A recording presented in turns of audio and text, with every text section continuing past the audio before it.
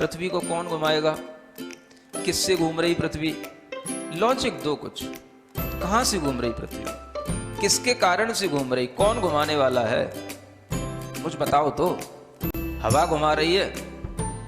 कौन घुमा रहा है? हवा का घूमना है तो फिर हवा तो हमेशा अपनी डायरेक्शन बदलती रहती है। कभी पूरब से हवा चलती, कभी उत्तर से हवा चलती, तो कभी पृथ्वी इधर घूमेगी, कभी उधर घूमनी चाहिए। क्या घूमता है? कौन घुमाता है? अगर कोई पृथ्वी को, और जिसकी भी स्पीड बताई जाती है लाखों किलोमीटर में, वो इसकी जो है स्पीड से घूम रही है, इतनी स्पीड से अगर कोई चीज घूमेगी तो उसके आश्रित रहने वाला जो जल होगा, समुद्र होगा, उनका पानी कहाँ जाएगा?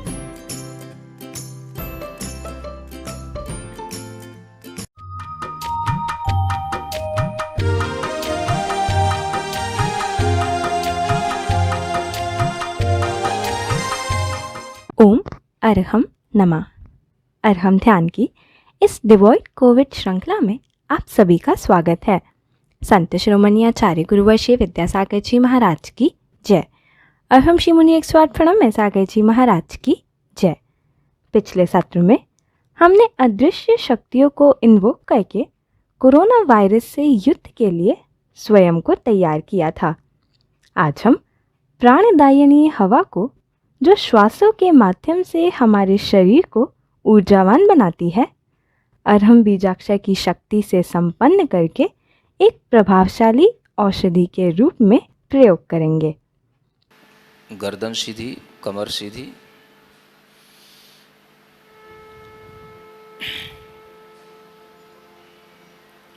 आंखें बंद रखें।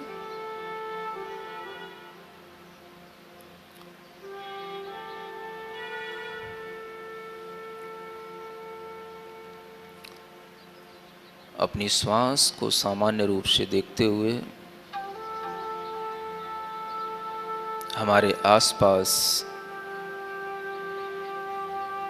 बहुत ही वातावरण में स्वस्थ ऊर्जा है। वायु का प्रवाह इतना तीव्र होता है, कोई इन्फेक्शन बहुत दूर तक नहीं जाता। इस एनवायरनमेंट के अंदर ऐसी बहुत सी गैसेज हैं, बहुत से ऐसे केमिकल प्रोडक्ट्स हैं जो उस एयर को प्योरीफाई कर देते हैं और हमारे आसपास जो भी हवा का प्रवाह है, हम उसका संवेदन करें।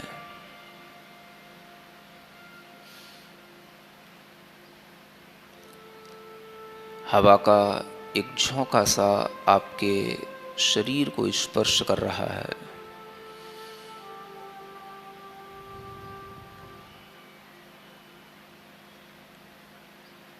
वह हवा का झोंका आपसे मानो कह रहा है, मैं आपके लिए हूँ, आप मेरा सेवन करें।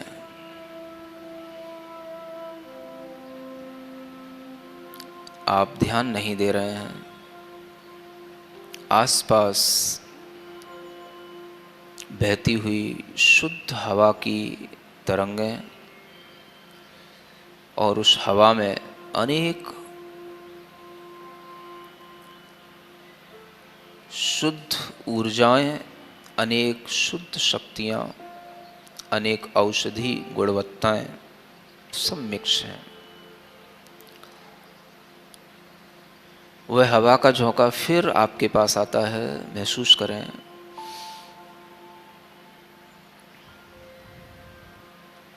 अपनी नाक पर अपना पूरा ध्यान ले जाएं, नाक के छिद्रों के पास।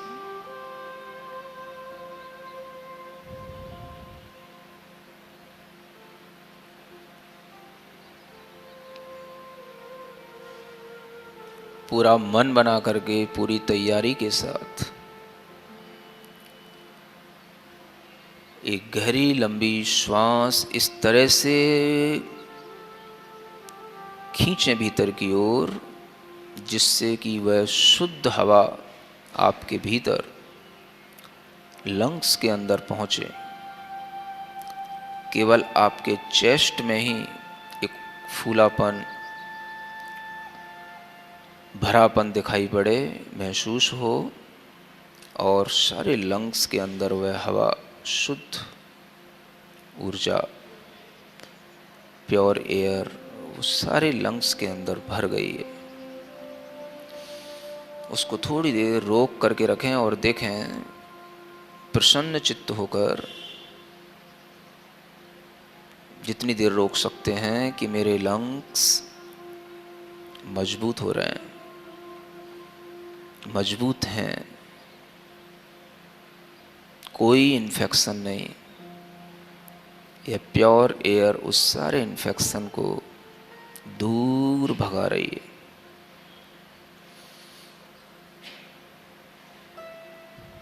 धीरे धीरे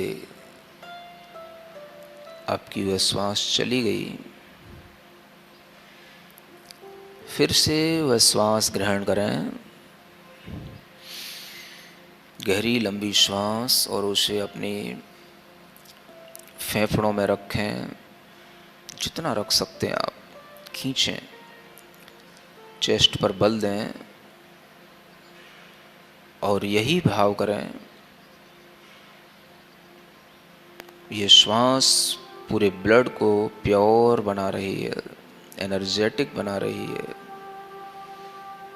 जो भी इम्प्योरिटी हमारे ब्लड के अंदर है, उन सब को रिमूव कर रही है।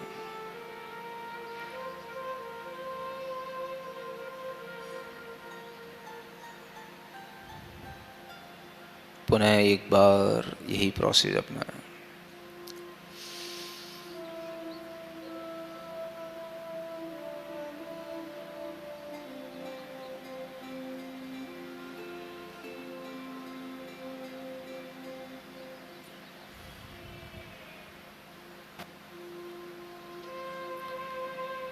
ठीक इसी तरह से अपने कंठ स्थान पर भी ध्यान दें, और अपनी श्वास को अपने मन के माध्यम से उस कंठ स्थान पर रोकने की कोशिश करें।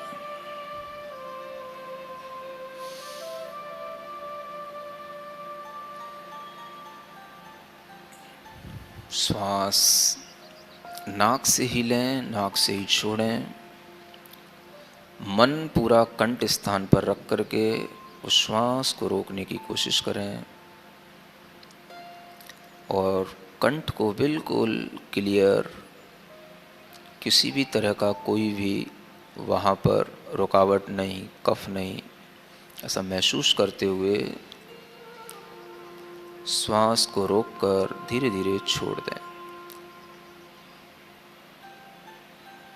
3 बार इस कंठ स्थान पर इसी तरह से करें, कम से कम करें।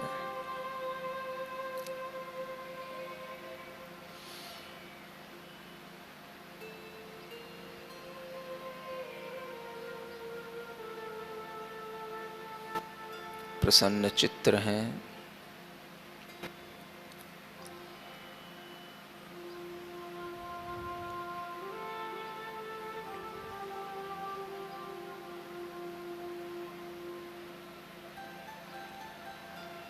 अरहम की ध्वनि करने के लिए तैयार हों।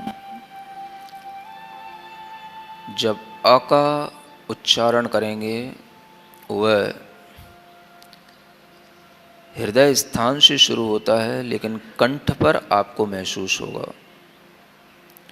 र का घर्षण र अक्षर का अधिक देर तक करेंगे, क्योंकि ये अग्नि बीज है, ये आपके सभी विकारों को जला देता है। अ अक्षर प्योरिटी देता है, र सभी प्रकार के विकारों को जला देता है, ह अक्षर हमें शक्ति देता है, और म की ध्वनि हमें शांति देती है। ये चारों अक्षरों का विज्ञान ध्यान में रखते हुए अरहम का उच्चारण करेंगे। फिर से रिमाइंड करें, अ हमको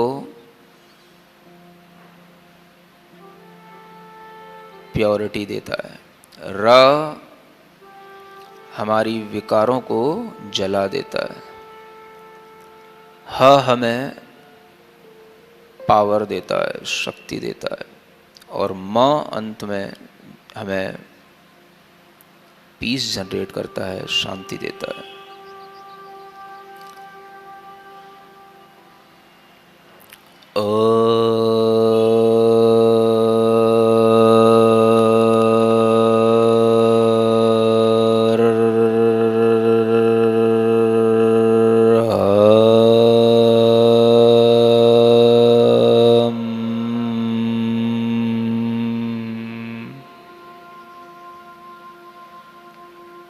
रिलैक्स। पूरी श्वास लें,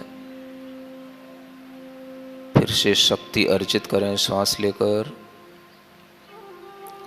और इसी तरह से एक ही श्वास में चारों ही अक्षरों पर ध्यान देते हुए उसे 4 स्टेप में अरहम को पूरा करें।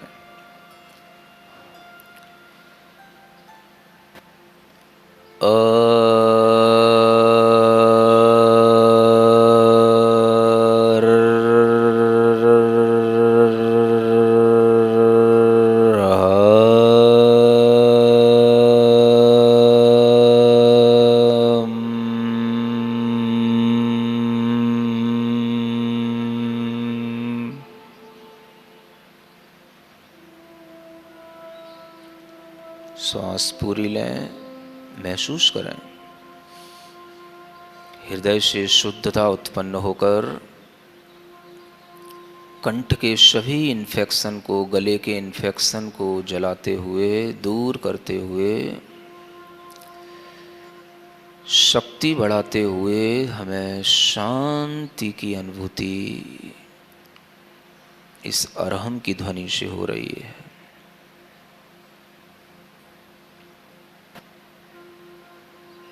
सिर के ऊपरी भाग में वह शांति की ध्वनि महसूस होनी चाहिए। हृदय से लेकर सिर के ऊपरी भाग तक की यह यात्रा है। अब बोलते हुए हृदय स्थान पर जोर डालते हुए प्रारंभ करेंगे।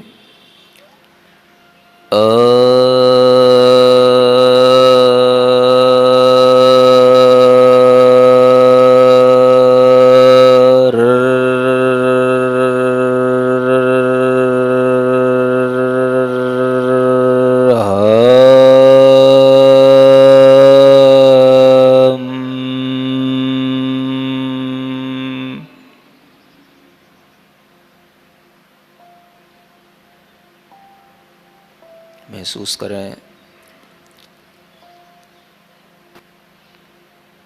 जो भी संवेदन हृदय स्थान पर, कंठ स्थान पर, सिर के ऊपरी भाग पर, मुख पर हो रहे हैं, उन्हें महसूस करें प्रसन्नता के साथ।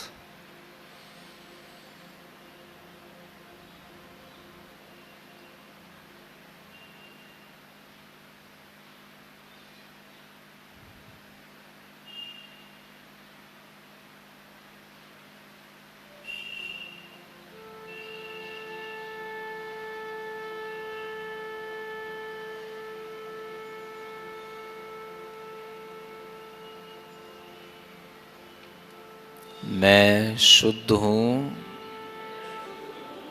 मैं शुद्ध हूँ, मैं शुद्ध हूँ। मेरी आत्मा, मेरा मन, मेरा तन शुद्ध है, शुद्ध है, शुद्ध है।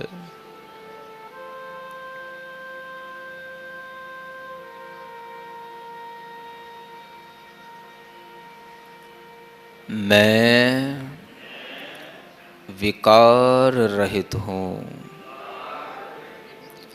मेरी आत्मा में, मेरे मन में, मेरे तन में कोई विकार नहीं, कोई रोग नहीं, कोई विकार नहीं, कोई रोग नहीं, कोई विकार नहीं, कोई रोग नहीं।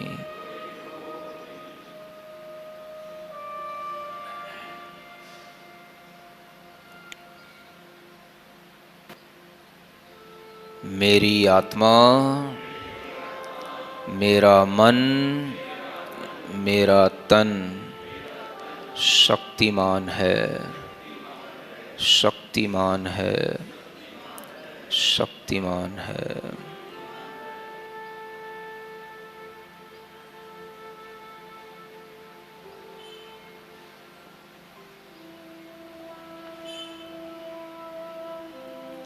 मेरी आत्मा में, मेरे मन में, मेरे तन में अपार शांति है, अपार शांति है, अपार शांति है।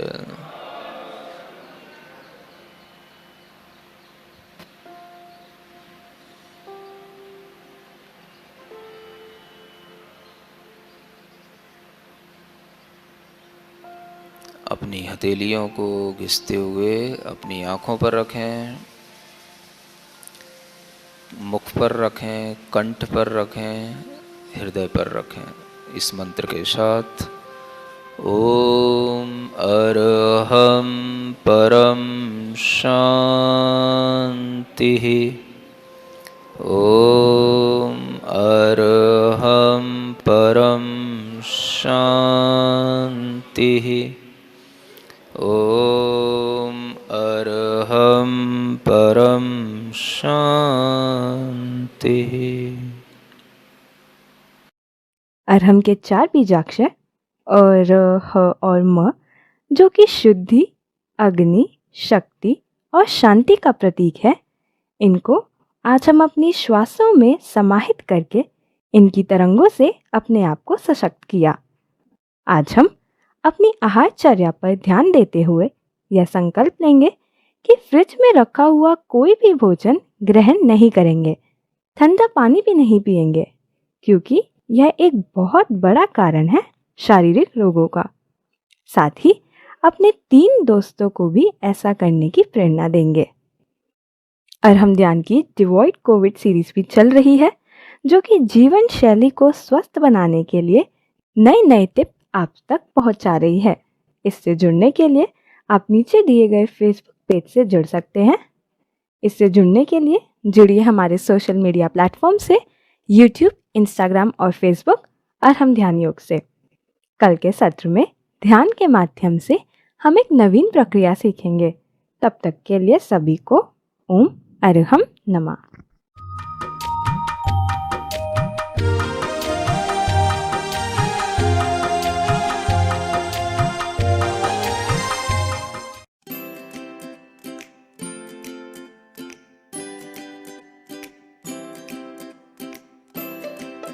पृथ्वी को कौन घुमाएगा?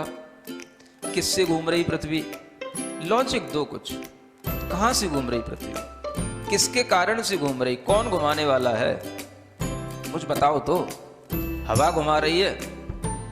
कौन घुमा रहा है? हवा का घूमना है तो फिर हवा तो हमेशा अपनी डायरेक्शन बदलती रहती है। कभी पूरब से हवा चलती, कभी उत्तर से हवा चलती, तो कभी पृथ्वी इधर घूमेगी, कभी उधर घूमनी चाहिए। क्या घूमता है? कौन घुमाता है? अगर कोई पृथ्वी को, और जिसकी भी स्पीड बताई जाती है लाखों किलोमीटर में, वो इसकी जो है स्पीड से घूम रही है, इतनी स्पीड से अगर कोई चीज़ घूमेगी तो उसके आश्रित रहने वाला जो जल होगा, समुद्र होगा, उनका पानी कहाँ जाएगा?